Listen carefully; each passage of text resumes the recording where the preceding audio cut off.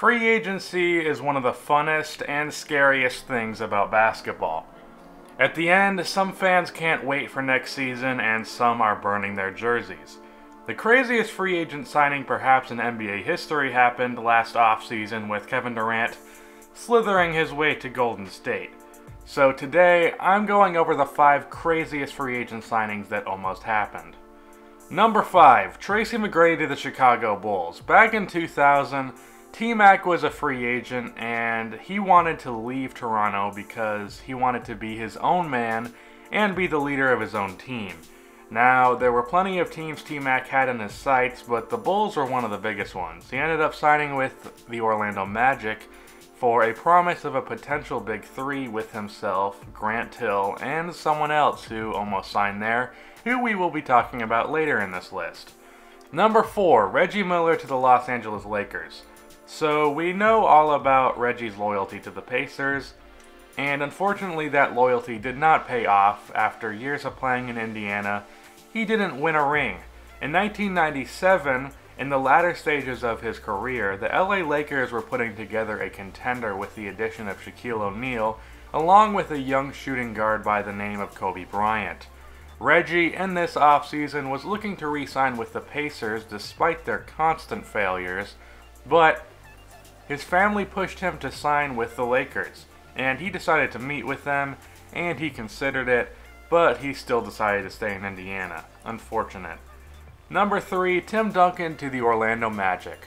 Like I said, the Orlando Magic back in 2000 really tried to form a Big Three in free agency. They got T-Mac and Grant Hill. All they needed now was Tim Duncan. Timmy these days is known as a very loyal player, bleeding black and silver, but back in 2000, Tim Duncan really pondered signing with the Magic. He even came to the decision to join the Magic, and he told his head coach Greg Popovich that he was going to sign with Orlando, which prompted Popovich to tell Duncan to sleep on it before signing a contract, and he did, and when he woke up the next day, his mind was changed. Number 2, Michael Jordan to the New York Knicks. In 1996, after going 72-10 and winning an NBA championship, you would think MJ would re-sign with the Bulls no problem. Well, actually, for no clear reason, Jordan considered going to the Knicks. The New York Knicks, who were already pretty damn good without Jordan, had a perfect situation for him to fit in. They had Charles Oakley, a former Bull and a very good friend of Jordan's, Larry Johnson, who was fresh off of a season averaging 20 points a game, Allen Houston, who was also fresh off of a season averaging 20 a game, and obviously Patrick Ewing, the star big man of the Knicks. MJ flirted with the idea of going to the Knicks. He had a few phone calls but never actually met with them, and he obviously decided to re-sign with the Bulls. The fact that he never really seriously considered it is why this is at number 2. Number 1. LeBron James and Dwayne Wade to the Chicago Bulls. This is number 1 because Wade and LeBron both did seriously consider this. Back in 2010, as we know, LeBron James decided to join the Miami Heat to play with Dwayne Wade and Chris Bosh. But apparently, Wade and LeBron both weren't sure what exact teams they wanted to go to.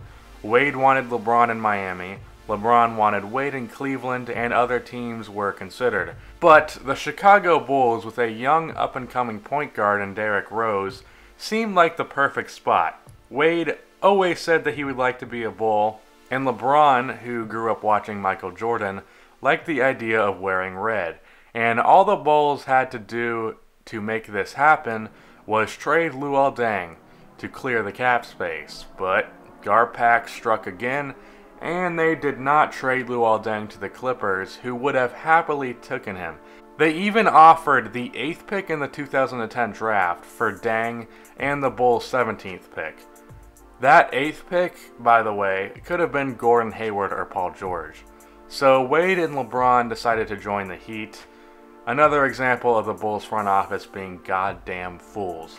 That's the end of this video. Please be sure to like and subscribe for more NBA videos like this, and cue the outro music. I dare you play your cards, boy, you bet I'm a trendsetter too.